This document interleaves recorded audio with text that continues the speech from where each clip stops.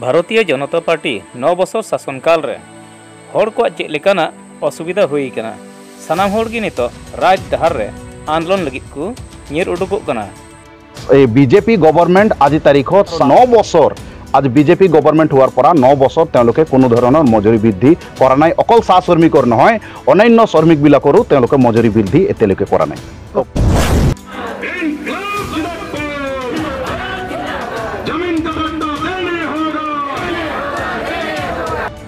आसाम को दर्शक तिहिं नवा खबर फैलाते आंजम चुकिया सानाम कोन बड़ाई गया भारतीय जनता पार्टी आज सरकार अवरी हजू रे अडिगन आशा से एमा को थेना भारत दिसम रेन हड़ को और उनका लगाते तिहिं आसाम पनत रह जखन बीजेपी सरकार बाय ताहे कना ओना अक्ते रे अडिगन लालचे एमा को कन थेना से उदु आगो थेना बांगमा बीजेपी सरकार हेज लेनखान सानाम रकमा सानाम लेकाना सुविधाय एमा को मेनते मेनखान तिहिं नेल ᱧᱟᱢᱮᱱᱟ को आसाम पनत रे तिहिं अडिगन चा बागान रेन हड़ तिहिं धरी रे उनकुआ दरमाहा सीमेंट दो हाजरा और उनकुआ अडिगन सुविधा जहाँ ताहेकन ओना को नित धरी रे बाय पुराव का तको जहाँ लका उनको प्रतिश्रुति एमा को ताहेन सेदाय चेलका को ताहेकना इनका लका के नितो मेना को मेनखान आरहो नवा नवा कंपनी हेज कते अडिगन नुकुआ को कर्तन का तको मेन दको कटाव का तको ओना इदी कते तिहिं भारतीय जनता पार्टी मेन दो आसाम सरकार चितान रे मित मारांग रगी को सदर का जलांग फैलाव तबन आंजम लगे नुकुआ प्रतिक्रिया আমি অখিল ভারতীয় চা মজদুর সংঘর আমার যেটো সাংগঠনিক নিয়ম মতে আমি প্রায় 3 বছর মোরে আমার সাংগঠনিক আলোচনা হয় সম্মিলন হয় আর নতুন কমিটি গঠন হয় আর আমি 3 বছর যোৱা 3 বছৰত কি কি আমি কৰিব পাৰিলো নোৱাৰিলো সেই গুটেখিনি আমাৰ আলোচনা হয় আৰ এই সময়ত দেখা গল যে এই নতুন কোম্পানী আহাৰ পিছত সাংঘাতিকভাৱে শ্ৰমিকৰ ওপৰত জুলুম চলিছে আৰু তেওঁলোকে নতুন নতুন নিয়ম আনি লৈখিনি শ্ৰমিকক জুলুম কৰি তেওঁলোকক অত্যাচাৰ কৰিছে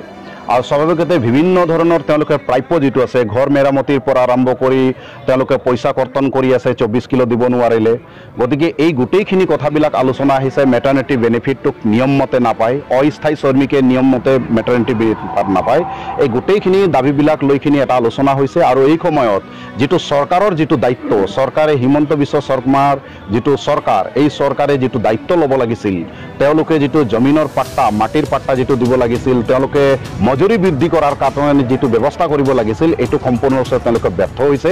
আমি দাবী জনাইছো ইয়াৰ পিছত পৰৱৰ্তী সময়ত আমি মাটি মজুৰি আৰু মৰ্যাদাক লৈখিনি আমি নৱেম্বৰৰ পৰা আমি ধাৰাবাহিকভাৱে এই আন্দোলন আৰু মজবুত কৰি লৈ যোৱাৰ কাৰণে আমি প্ৰস্তাৱ আমি গ্ৰহণ কৰিছো স্বাভাৱিকতে এইটো ক্ষেত্ৰত বিজেপি গৱৰ্ণমেণ্টে 2018 চনতে তেওঁলোকে কৈছিলে যে 351 টকা তেওঁলোকে মজুৰি দিব সবেই দাওল সংগঠন সংঘ সকলোৱে দাবী কৰিছিল 350 টকা তেওঁলোকে 1 টকা 33 পইচা তেওঁলোকে বেছিকে দেখুৱাইছিল আৰু সেই সময়ত আমি ধন্যবাদো জনাইছিলো কিন্তু আজিলৈকে 350 টকা মজুৰি এতিয়ালৈকে নাপালে আৰু ইয়াৰ মূল কথাটো হৈ গল যে